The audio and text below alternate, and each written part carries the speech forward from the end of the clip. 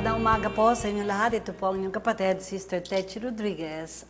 Ito po ay ating Signs and Wonders na napakaganda po ang aming episode na itatangal ngayon. At of course, we have Brother Froilan. Ako naman po si Brother Froilan Hong at makakasama niyo rin ngayong umaga at tayo po ay sama-samang mag-aaral at matututo ng salita ng Diyos. Tulad po ng dati, may maganda po kaming pag-aaralan ngayon at pag-aaral po tayo tungkol po sa mga nawawala ng joy. Yan. Ba. Joy stealers. Ba, may magnanakaw pala ng joy ah. Siyempre, ang demonyo naman talaga ay magnanakaw, di ba, Brother Freud? Ba, ay, hindi yan, hindi chicken joy ah. Hindi, iba yun. Iba yun. Advertisement yun, Brother Freud. Abangan niyo po kami sa muli naming pagbabalik.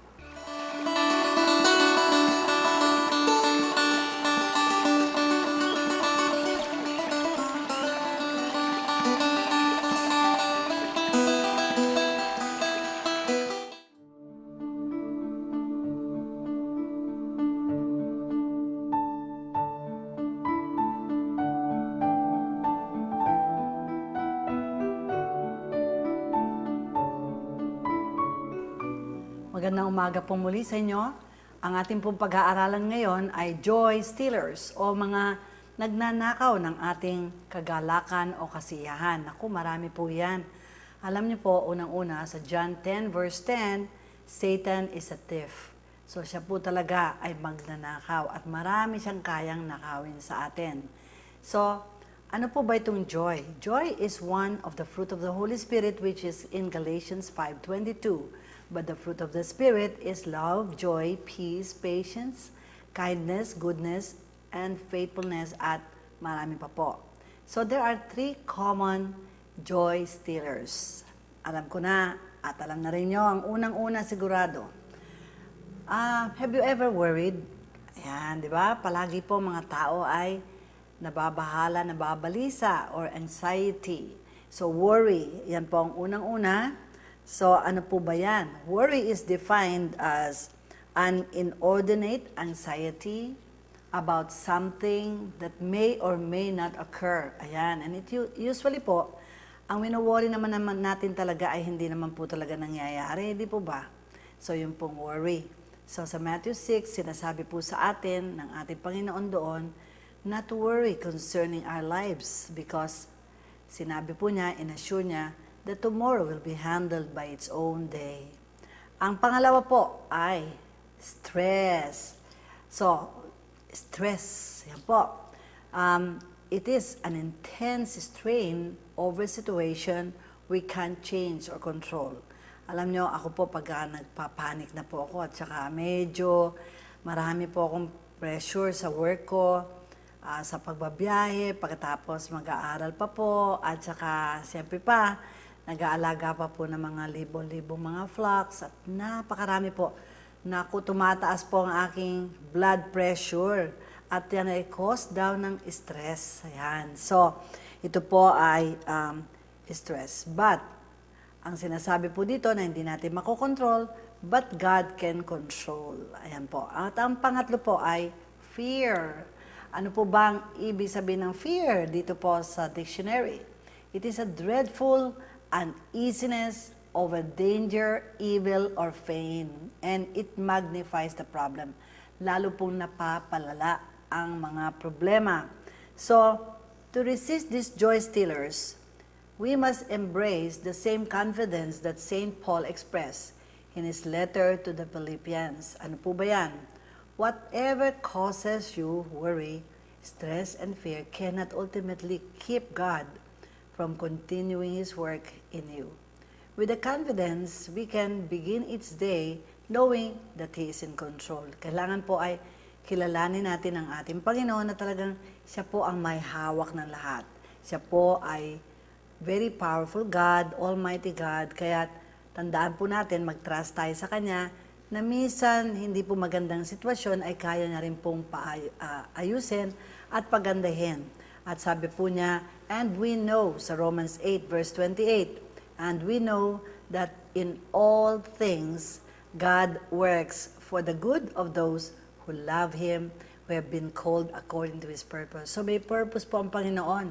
So kinakailangan po ay harapin natin ang mga joy stealers na ito By renewing our confidence, i-renew po natin ang trust natin sa Panginoon every morning. Each morning, hingin natin sa Panginoon na tayo po ay makapag-relax, mag-rejoice. Hindi po ba?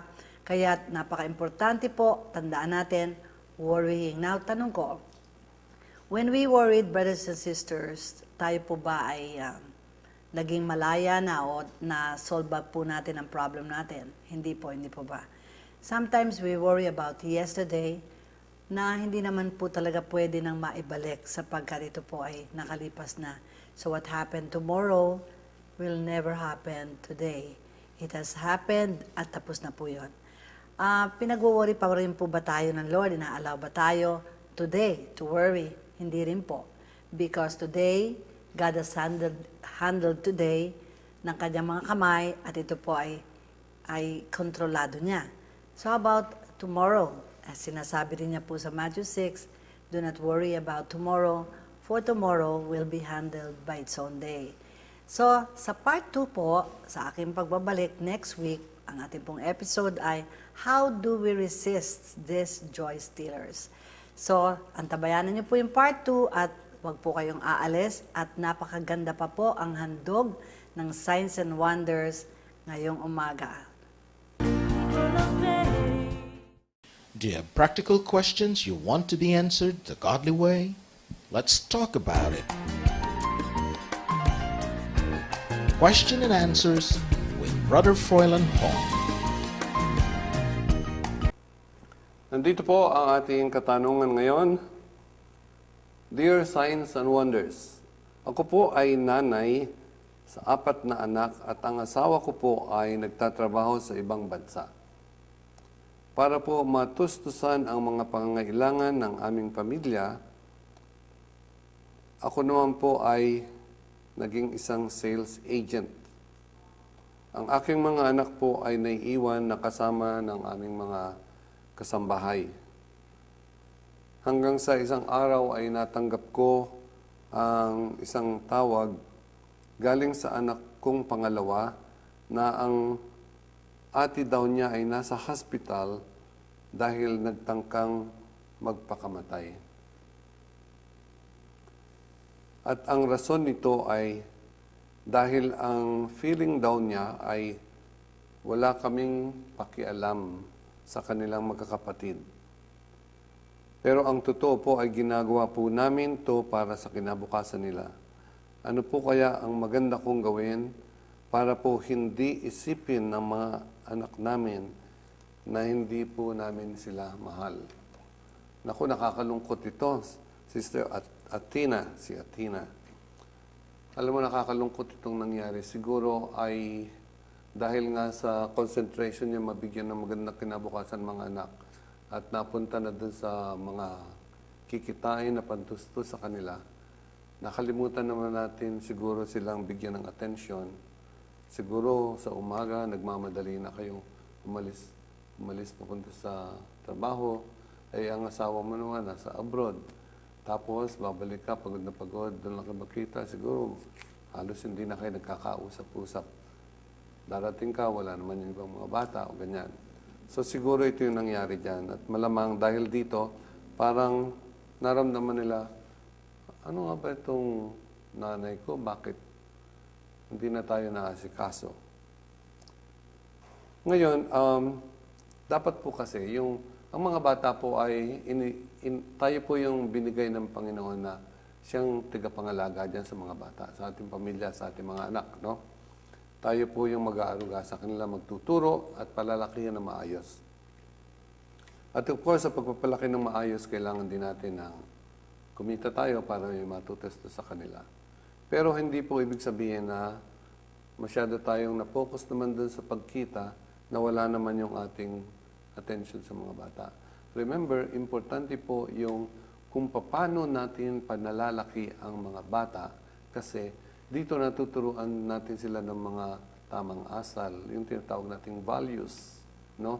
Na ngayon makikita natin sa maraming kabataan na parang nawawala na, which is very important dahil sa isang lipunan o society, meron ho tayong mga unwritten rules na kailangan na gampanan natin.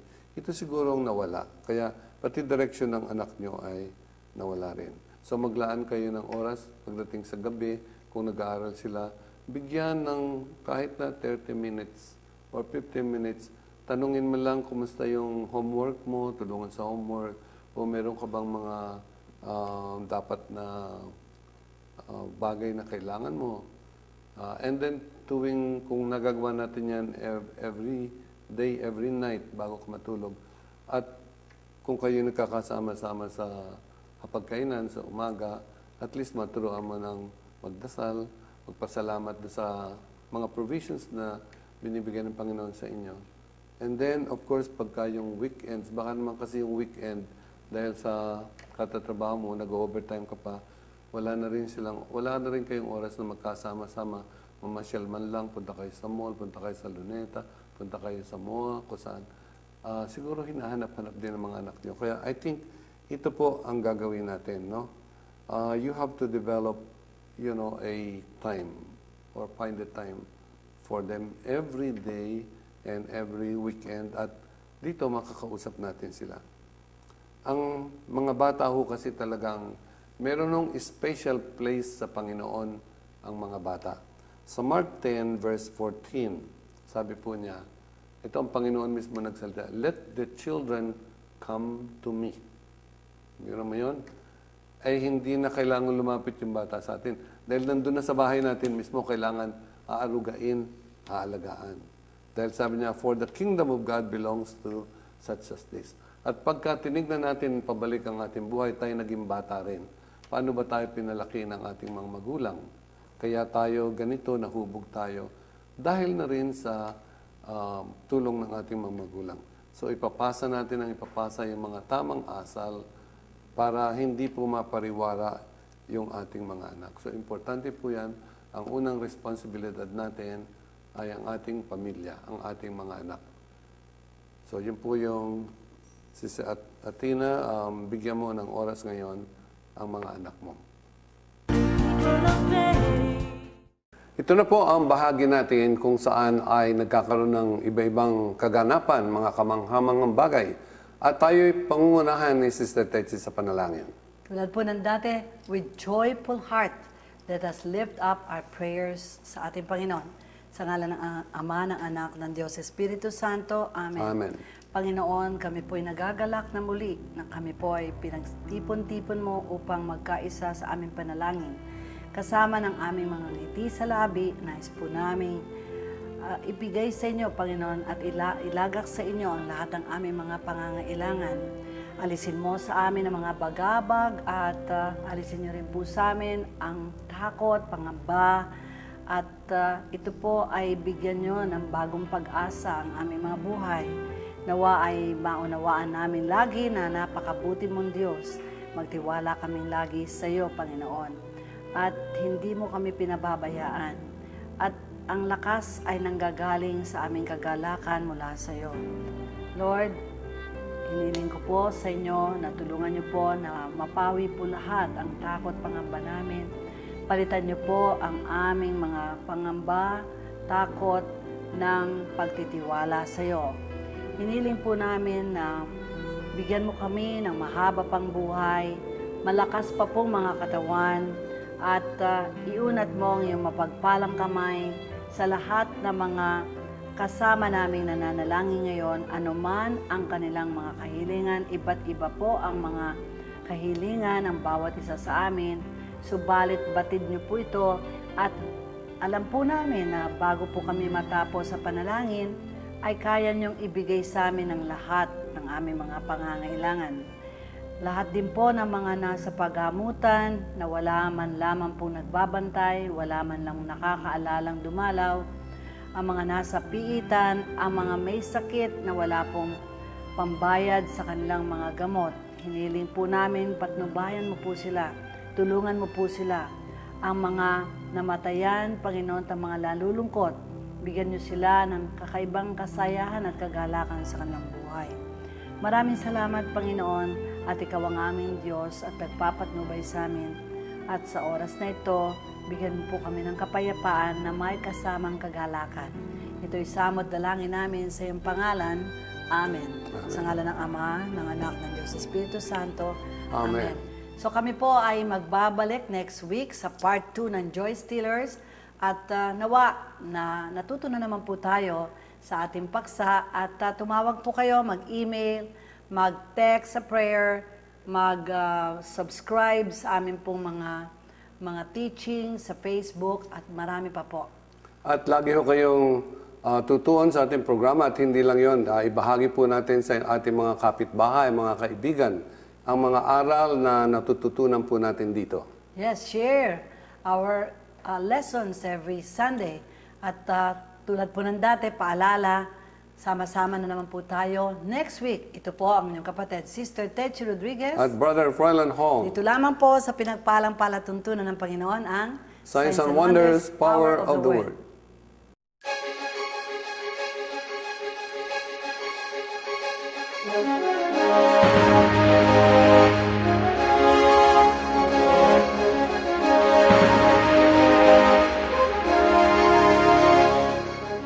Signs and wonders.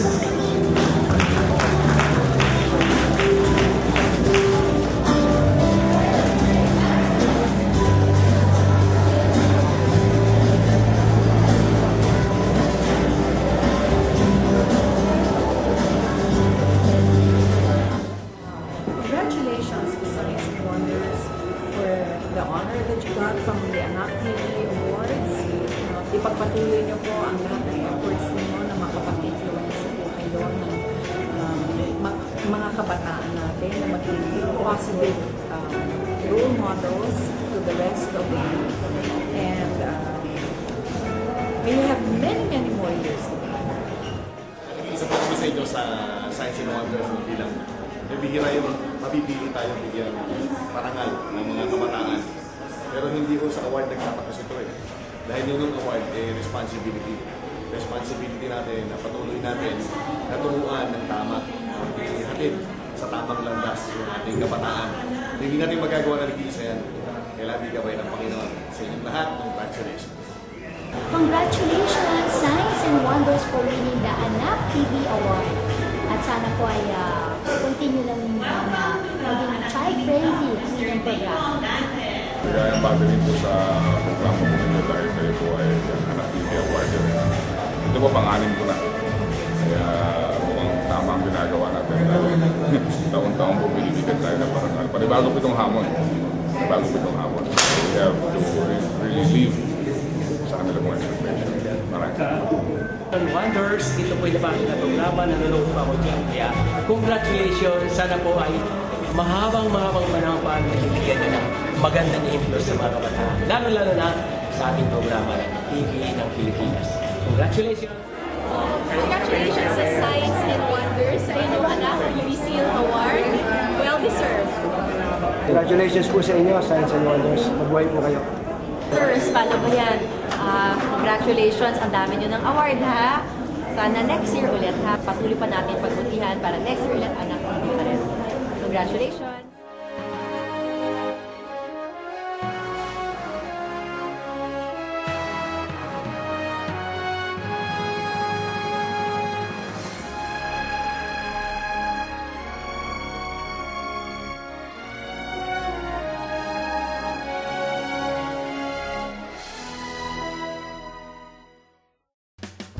The Heritage Worship and Spiritual Formation Center was a vision given by the Lord through Sister Techi.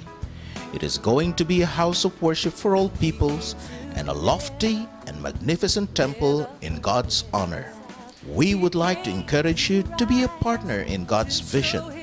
Send your donations to Bank of Commerce, Lord's Flock Heritage, account number 01000000946